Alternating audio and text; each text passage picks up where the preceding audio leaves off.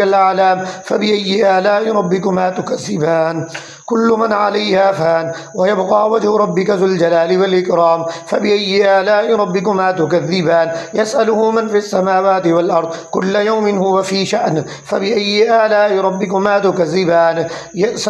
يسأله من في السماوات والأرض كل يوم هو في شأن فبأي آلاء ربكما تكذبان سنفرغ لكم أيها الثقلان فبأي آلاء ربكما تكذبان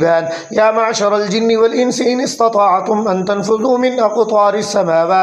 أقطار السماوات والأرض فانفذوا لا تنفذون إلا بسلطان فبأي آلاء ربكما تكذبان يرسل عليكما شواظ من نار ونحاس فلا تنتصران فبأي آلاء ربكما تكذبان فإذا انشقت السماء فكانت وردة كالدهان فبأي آلاء ربكما تكذبان فيومئذ لا يسأل عن ذنبه إنس ولا جان فبأي آلاء ربكما تكذبان يعرف المجرمون بسيماهم فيؤخذ بالنواسي والأقدام فبأي آلاء ربكما تكذبان هذه جهنم التي يكذب بها المجرمون يطوفون بينها وبين حميم آن فبأي آلاء ربكما تكذبان ولمن خاف مقام ربه جنتان فبأي آلاء ربكما تكذبان ذواتا أفنان فبأي آلاء ربكما تكذبان فيهما عينان تجريان فبأي آلاء ربكما تكذبان فيهما متكئين على فيهما من كل فاكهة زوجان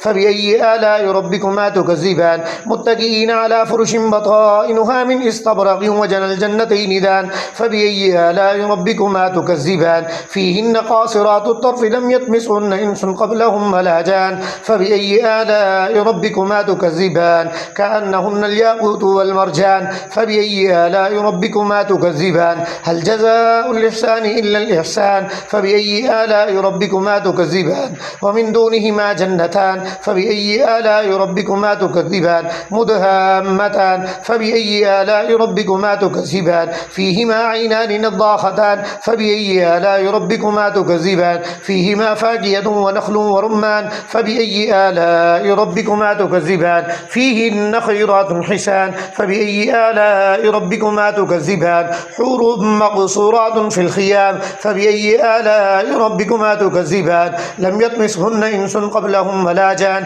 فبأي آلاء ربكما تكذبان متكئين على رفرف خضر وعبقري حسان فبأي آلاء ربكما تكذبان تبارك اسم ربك ذي الجلال والإكرام الله